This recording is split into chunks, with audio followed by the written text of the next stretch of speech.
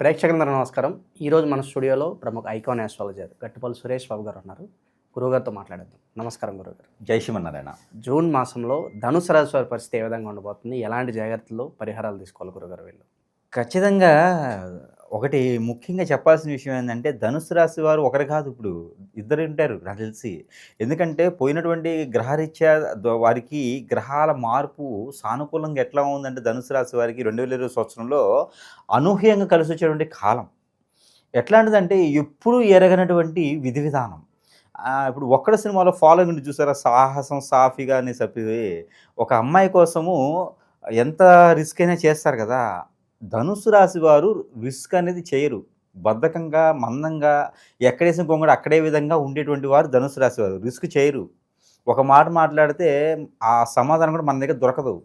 వాళ్ళు అంత ఇదిగా ఉంటారు. అంటే వారు ఎలా ఉండాలో అలా ఉంటారు. వారు ఎంత విధానంగా ఉంటారంటే ధనుసు రాశి వారు, ఒక ముఖ్యంగా చెప్పాలంటే, వారు అనుకుందే చేయాలి, వారు అనుకుందే వాస్తవం, వారు అనుకుందే నిజం, వారే చెప్పగలుగుతారు, వారే చేయగలుగుతారు అనే విధంగా ఉంటారు. ఎదుటి వారికి కూడా అలానే కనిపిస్తుంది. చాలా జాగ్రత్తగా తప్పు చేయని విధంగా కనబడతారు. చేయరని కాదు, కనబడతారు.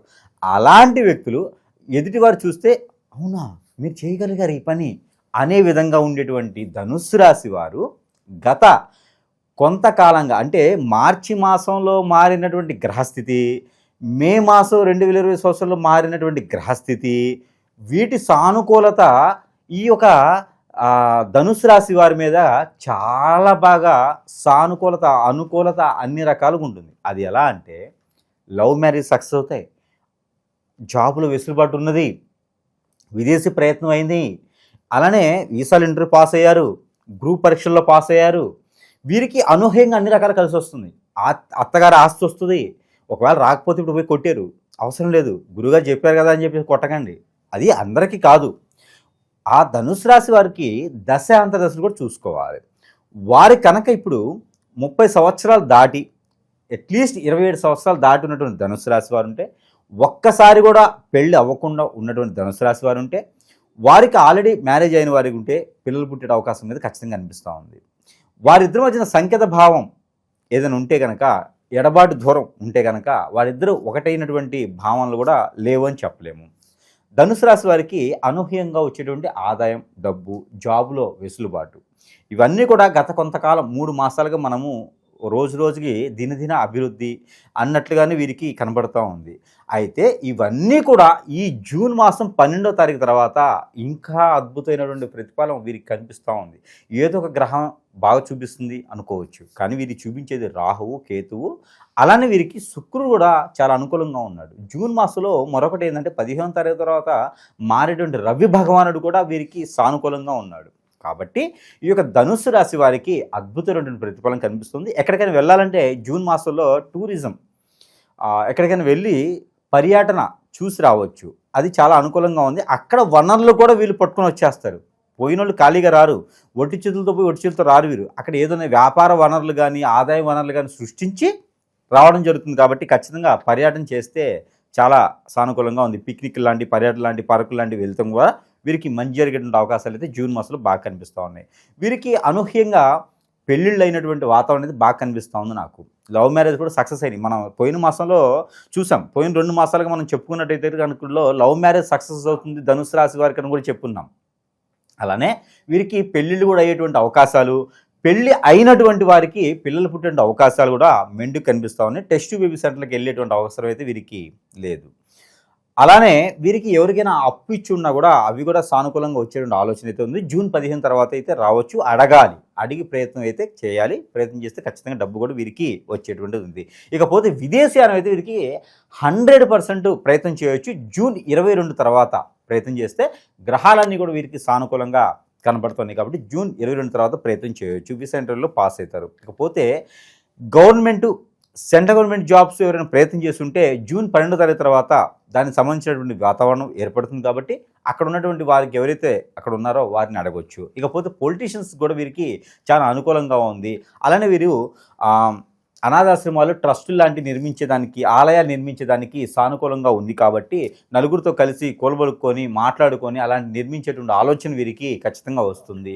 ఎప్పుడో చేసినటువంటి తప్పులు ఏవైతే ఉన్నాయో వాటిని మెరమేసుకొని వాటిని గుర్తు చేసుకొని నేను ఒక 4 సంవత్సరాల క్రితం సంపాదించుంటే బాగుండేది కదా, నేను ఒక 5 సంవత్సరాల క్రితమే అది కొనుక్కుంటే ఈరోజు రేటు పెరిగేది కదా, ఇలాంటి ఆలోచనలతో మాత్రమే వెనకంజలో ఉంటున్నారు, వెనక్కి పడిపోతూ ఉన్నారు. స్ట్రెస్ ఫీలు ఆలోచన విధానం మార్చుకోండి, ముందుకు వెళ్ళండి. ఈరోజు బాగుంది కదా, ఈ రోజు నుంచి మొదలు పెట్టండి. ఖచ్చితంగా ధనుసు రాశి వారికి అదృష్టం కలిసి వస్తుంది. ఎప్పటిదో జరిగిపోయిన దాని గురించి ఆలోచించుకుంటే రాదు. అందుకని ఈరోజు మొదలు పెట్టుకుంటే ఖచ్చితంగా కలిసి వస్తుంది కాబట్టి ఆ మేర ప్రయత్నించాలి. ఇకపోతే ధనుసు రాశి వారికి అన్ని రకాల గ్రహాలు సానుకూలంగా ఉన్నాయి కాబట్టి చిన్న చిన్న పరిహారాలు చేసుకోవడం ద్వారా మరికొంత అదృష్టం అయితే ఉంటుంది. ముఖ్యంగా వీరికి కలిసి వచ్చేటువంటి దినాలు అంటే రోజులు గురువారం, అందులోనూ ఆదివారం. వీరికి 2 కూడా చాలా అనూహ్యంగా కలిసి వస్తుంది. ఇకపోతే నెంబర్ వీరికి 5, 7 ఈ 2 నెంబర్ వీరికి అద్భుతంగా కలిసి వస్తుంది.